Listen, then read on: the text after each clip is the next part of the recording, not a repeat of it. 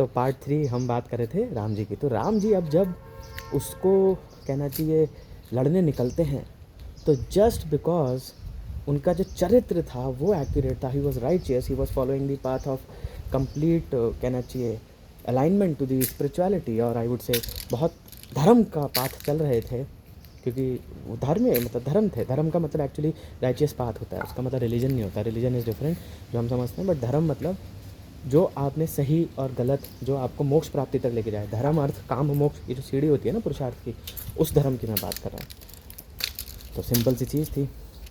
तो अब मैं एक चीज़ आप सबको बताना चाहता हूँ। मुझे नहीं पता कि रामायण हुई थी कि नहीं हुई थी। हो सकता है वो एक कहानी थी जिसको पर्सोनीफाई करके लिख दिया, और हो सकता है वो सच है। मैं इस चीज़ पे ना डिबेट कर रहा हूँ, ना मैं बता रहा हूँ, मैं बात कर रहा हूँ, क्योंकि मैं इस चीज़ के पीछे छुपी हिडन नॉलेज की बात कर रहा हूँ, जो मुझे समझ में आया। बहुत सिंपल सा आदमी हूँ, एक हीलर हूँ, और चीज़ों को बिल्कुल वैसे समझता हूँ, और आर्मी बैकग्राउंड से मेरा दिमाग प्रैक्टिकलिटी में चलता है, एंड प्रोडक्ट पे चलता है। मुझे ये सब समझ में आता है, इस पूरी कहानी, इस पूरे चीज़ों को समझ के, कि ये जो एप्स्टीन फाइल की हम बात कर रहे हैं और इतना घबरा रहे हैं, ये पहले भी हो रहा था। ऐसा नहीं है इसमें कुछ नया नहीं है, ये पहले भी हो रहा था और शायद आगे भी होगा।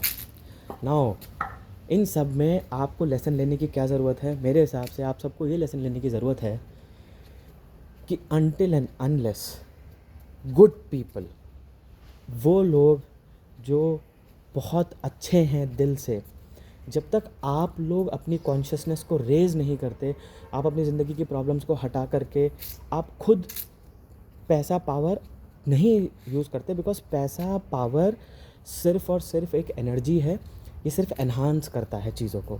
अनटिल एंड अनलेस आप अपनी कॉन्शियसनेस को रेज़ करके ये नहीं लाते, सो दैट आप ज़्यादा लोगों को हिट कर सकें और आप कहना चाहिए लोगों को स्पिरिचुअल बना सकें, I think that will be a great service.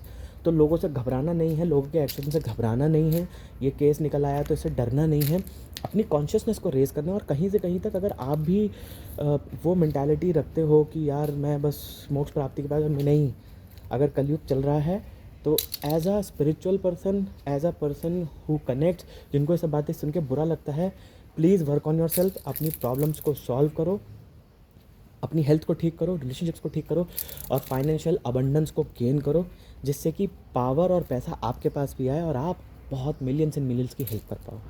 So intention मेरी सिंपल है कि we have to come together and raise the consciousness of the world, so that we can bring love, peace, harmony to this world. With this intention, I just pray to God that may we all get blessed with good health, happiness, spirituality, prosperity, and abundance. And ladies and gentlemen, life is extremely beautiful. Please live it to the fullest. Jai Hind, Jai Bharat.